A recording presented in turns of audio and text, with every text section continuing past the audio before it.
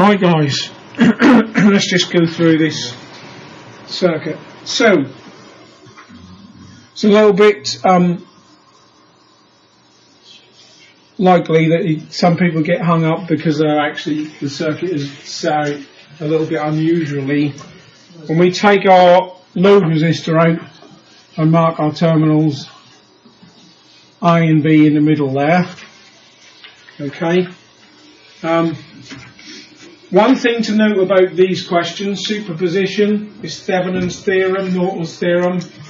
In an exam question on them, I'm going to be asking you to explain the process, and there'll be marks given for correctly doing that.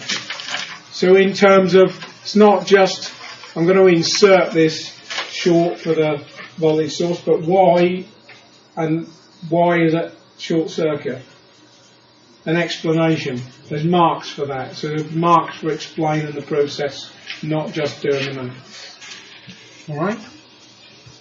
So, having removed that, we've now got one current flowing all the way around the outside. Okay? And what do we do first? Calculate total resistance.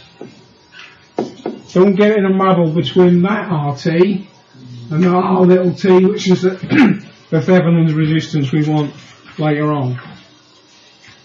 That should be R3, and that's R1 plus R3 plus R4 equals 5 plus 5 plus 30, 40 ohms. Yep. So find the total resistance, and in doing that, what can we find next? I1. Yep, the I.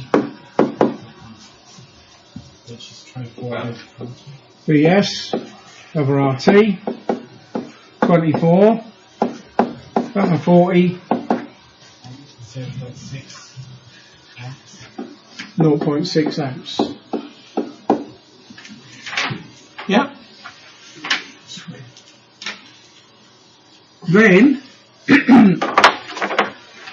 what we're interested in is this VOC in the middle there. That's our V Thevenins. We've got two Kirchhoff's errors we could look at here. Loops here. We'd have a volt drop there and a volt drop there, and we could say we've got one clockwise error, and that must be equal to those two added together. So we can find those two and add them together. We've got V open circuit.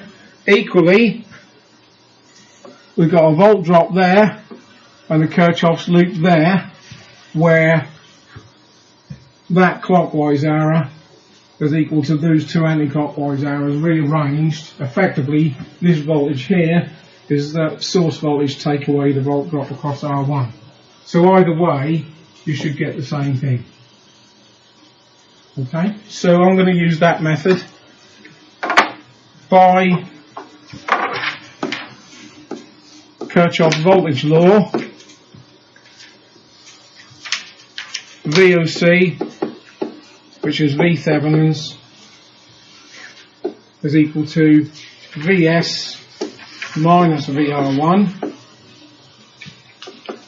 which is Vs minus I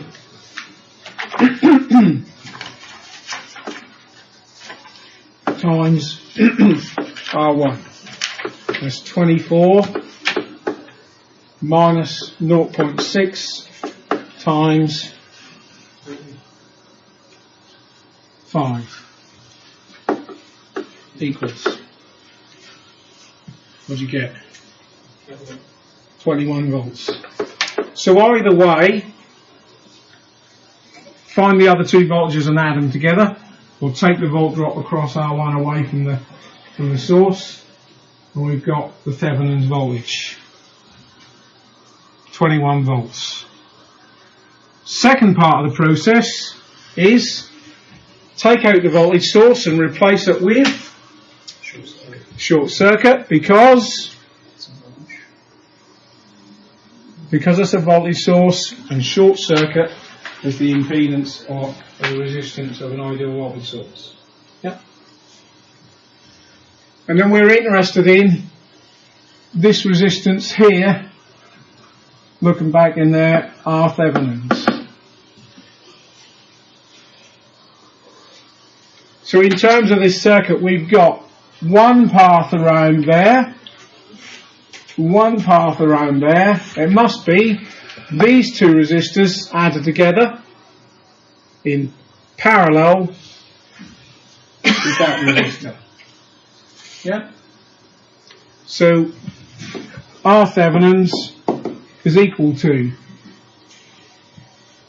and that's R3, we've got R3 plus R4 brackets times R1, that's the product of the parallel bit, adding the two series resistors together, over R1 plus R3 plus R4. If you're uncomfortable with doing that all in one go, add the R2 and R3 and R4 together first, and then parallel it up with R1.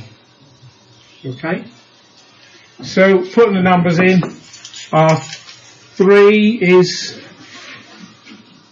5 ohms plus 30 times 5 all over, that's 40, isn't it? Yeah. Equals what result we got.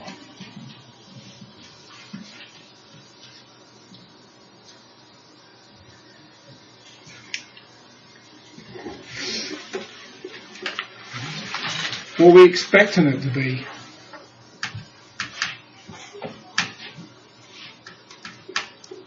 In the parallel part, 5 ohms is the lowest, therefore it's got to be less than 5. What we got? 18.7. Nope. 4.375 I got, yeah?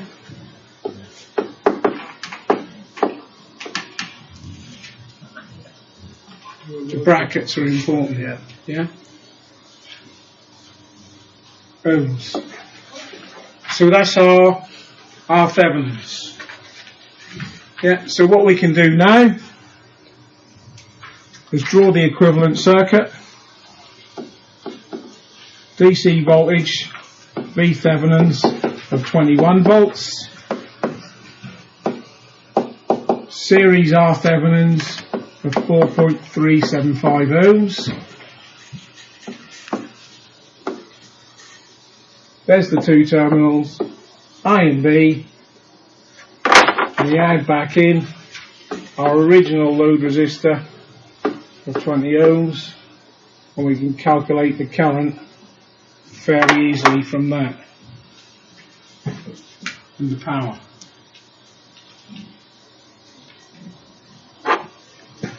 IL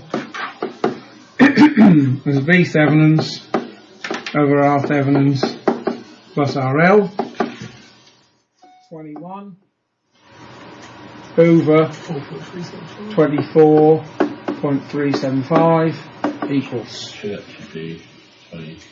No. I got 0.86 amps. Yeah, and power load is IL squared RL 0.86 squared times 20. 14.792 watts. 14.8 watts now. Okay? Excuse me. Right. In this handout, an outcome 1A that I gave you all last week, Jake this week, there's some Thevenins theorem tutorial questions, pages 17 and 18. I believe. Yeah, 17 and 18. Where there's two sources, you're probably going to have to insert a little bit of superposition into finding the open circuit voltage. Alright? And there for you to have a go at. And let me know if you really struggle, we'll go over something.